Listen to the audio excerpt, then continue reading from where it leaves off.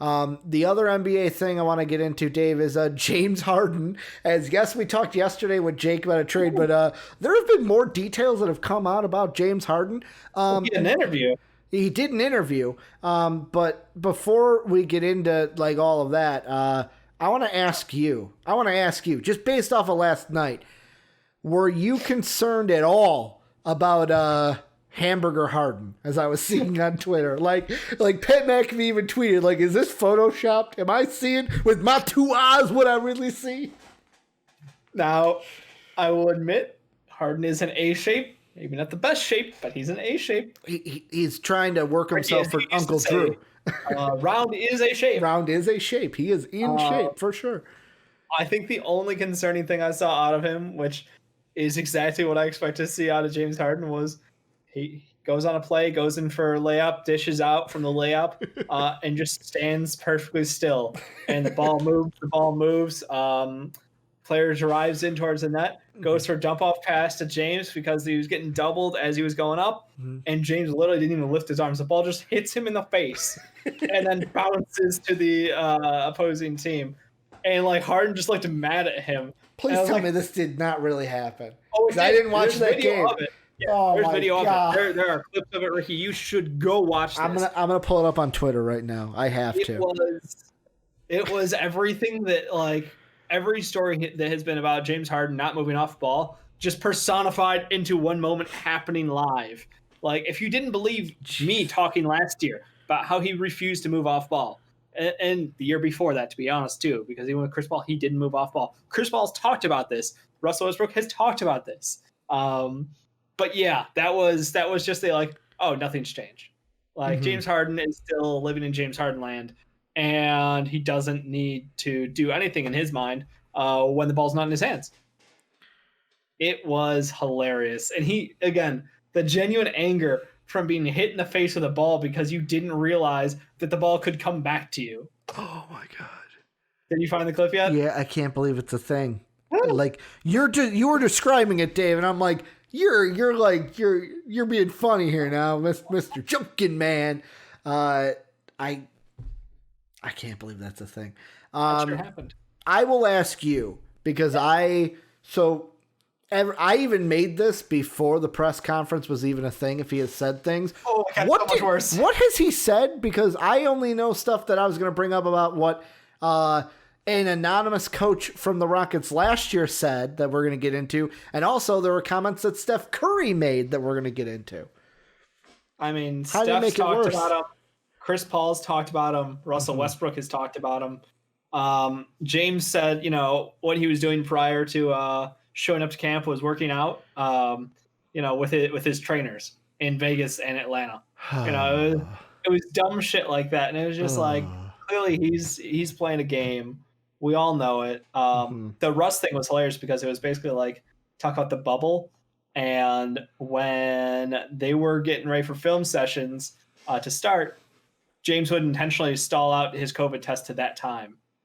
And Russ would be like, just fucking start the film. Just start it. Like, I'm not waiting for this. Like, every day, apparently. This was just the world of the Rockets revolves around James Harden and catered to him. He's like, we were late for buses. We're late for planes. We're late for... And it was just like, wow, okay, this is like... And you thought Russ was the problem. Well, and you I did.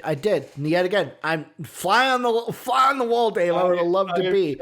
I'm enjoying all of this coming out now. It feels great. So, and you bring that up, the quote that I had that has been run everywhere. Yeah. This was from a member of the Houston coaching staff last year, said if they have multiple days off, everybody knows James is going to fly somewhere else and party. But he's going to come back and have a 50-point triple-double, so they're okay with that. I had a thought, though, Dave. And this is me where, like Eric says, this is James Harden, this is a concern on what trade value is. Jake makes a joke of let Harden keep talking so we can trade Toby for him. You wish. This is where I'm at. And before I make my point, I actually have a video that I want to play for people because there was like I said, Steph Curry made comments, and these comments are they're resurfacing now, but they were made a while ago.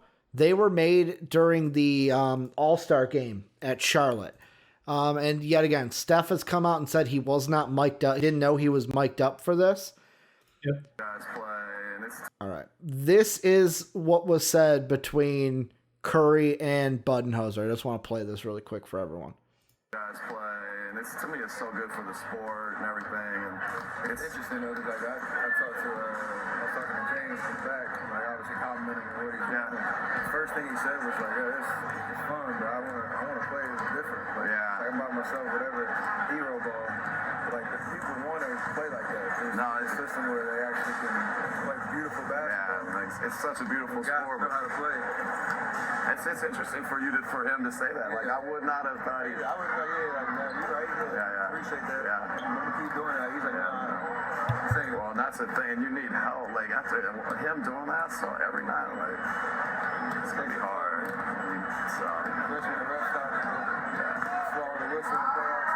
So basically, what Steph is alluding to is that James wants to change up his play style. Doesn't want to have it where it's all on him. That he kind of works as a team. And based off of what the anonymous Houston coach said, I have a little theory in my head, Dave.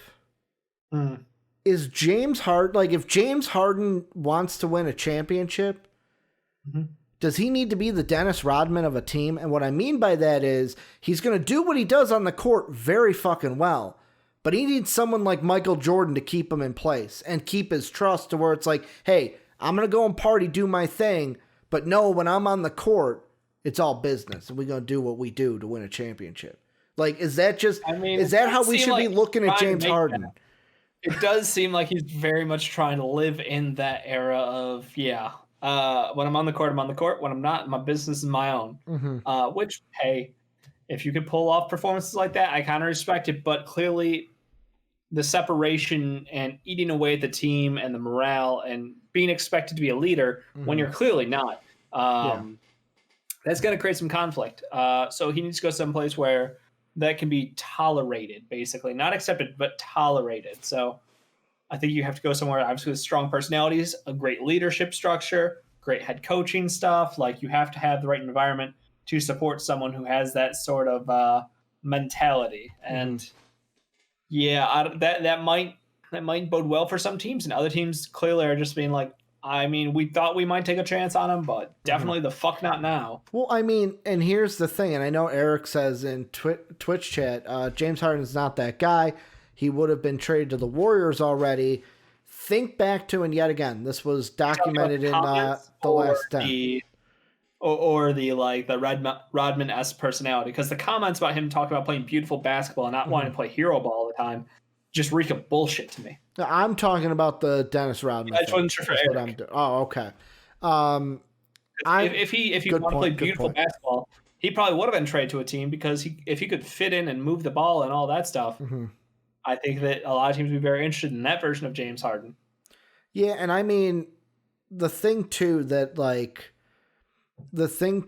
think about, and yet again, this is me thinking about the comparison to Dennis Rodman. Okay, yeah, the beautiful basketball is what Eric was talking about.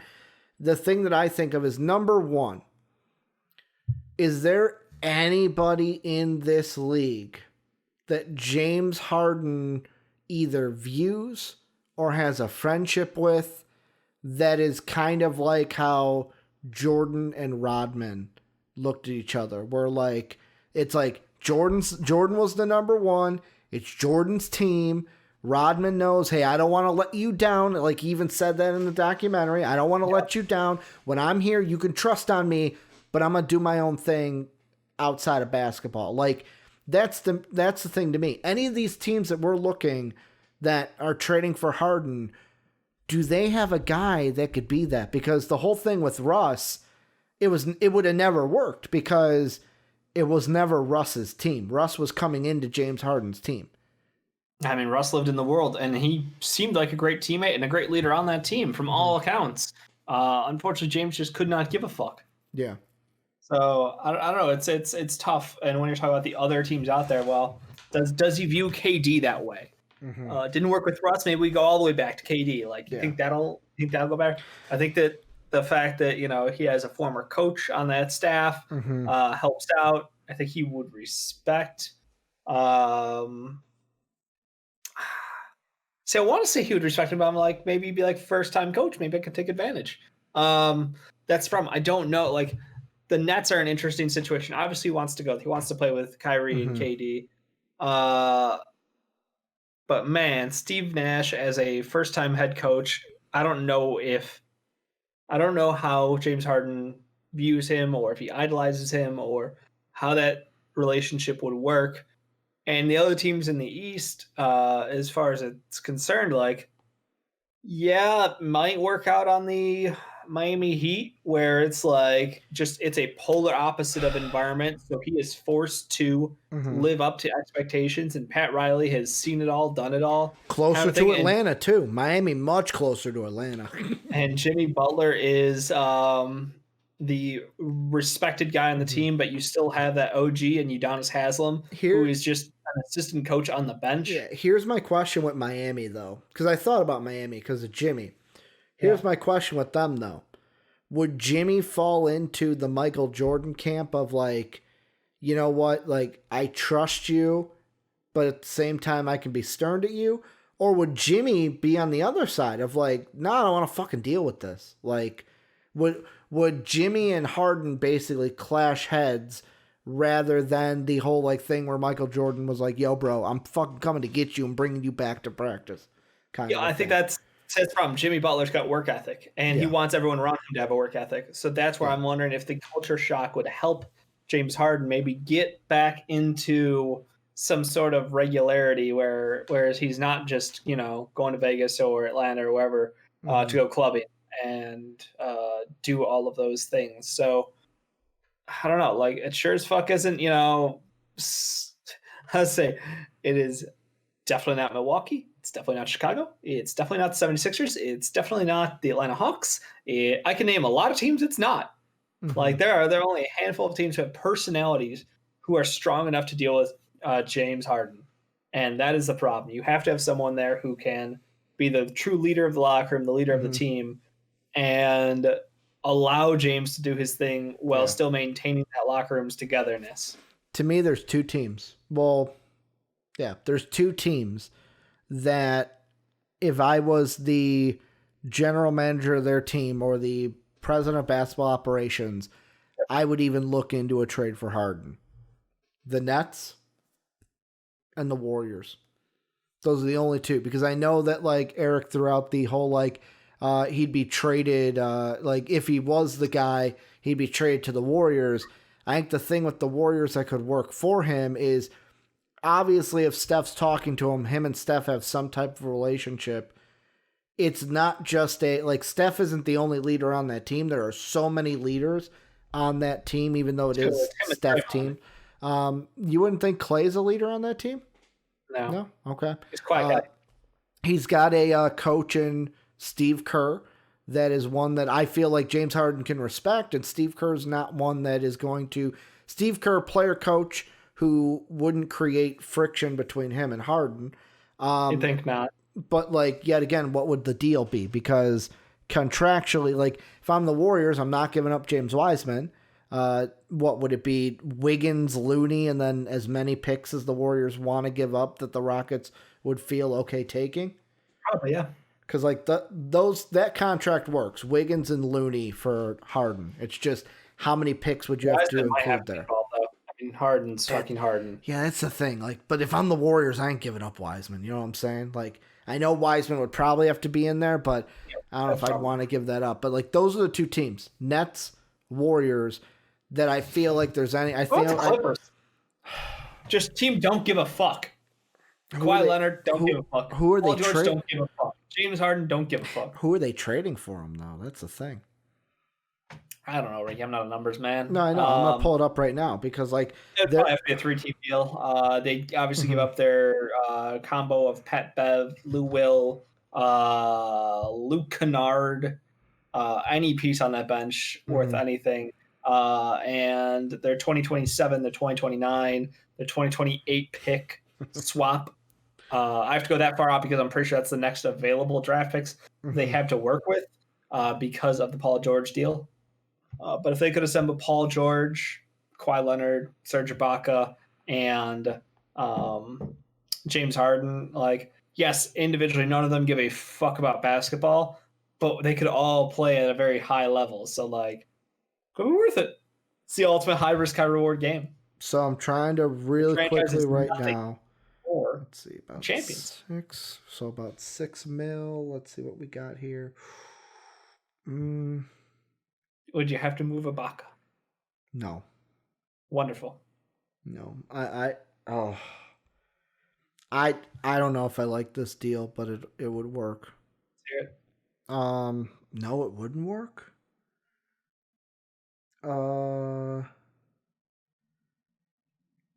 I would still have to cut money. That's so stupid. Originally, what I had was Pat Bev because he's at $13.3 million. Yep. Marukes because he's at 14.8. Right, yeah. And then I wanted to throw in Lou Will, but apparently that adds a like exception thing. Kicker. Yeah. Okay. So basically, with Pat Bev and Morris, yep, the Clippers would have to still cut $12.4 million, mainly being you would have the 5.8 left over, plus they have a 5.7 hard cap reason with Serge Ibaka. So they would, like, with Pat Bev and Marukes, they would still need to give up $12 million. And Lou Will can't be done because it's $8 million. Well, it's on the way. Unless you're like, so Lou Will, so what? Then at that point, we need about, like, what, $4 million, $3 million more? Like, yep. Patrick Patterson, would that be enough? I mean, look, none of those pieces on their own are attractive. Yeah. But they could all be flipped for late 1s or 2s, you know, 2 2s. Something like that for the Rockets. That's the whole problem is there's nothing on the Clippers worth anything to the Rockets. They need a third team involved. Yeah, so to make it work 2 teams, the players that would have to come incoming are Lou Will, Pat Bev, Patrick Patterson, Marukes Morris, and Terrence Mann. Yeah, I mean, you'd give up all those guys in a heartbeat for James Harden. But the Rockets. The problem is, the Rockets don't want it in the trash. Are they gonna? Can they Sam Presti it, Dave?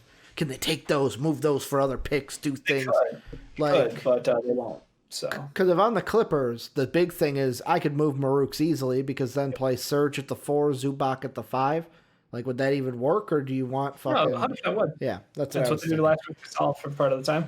They ended up just sticking Ibaka at the 5 though because it worked better for the guys they had on the court. Yeah, I don't blame them. But yeah, there's, like I said, the Lakers, but they probably don't want him. The Clippers and the Golden State Warriors, and I don't know that the Rockets are going to deal him to the West. So that leaves the Nets. Like, it makes sense. Like, for fuck's sake, don't put, James Harden on like the Knicks or some shit like that. Like, he already runs a small town. It's not even small, like the 4th biggest town, like Houston, like whatever. And it's just, can you imagine him running like one of the biggest markets in the entire United States? Not a chance. Don't think any other team really works for him. Yeah, I think it's just the more we hear, the worse he comes off. Yes, he's a great basketball player, but he's clearly not a great human being.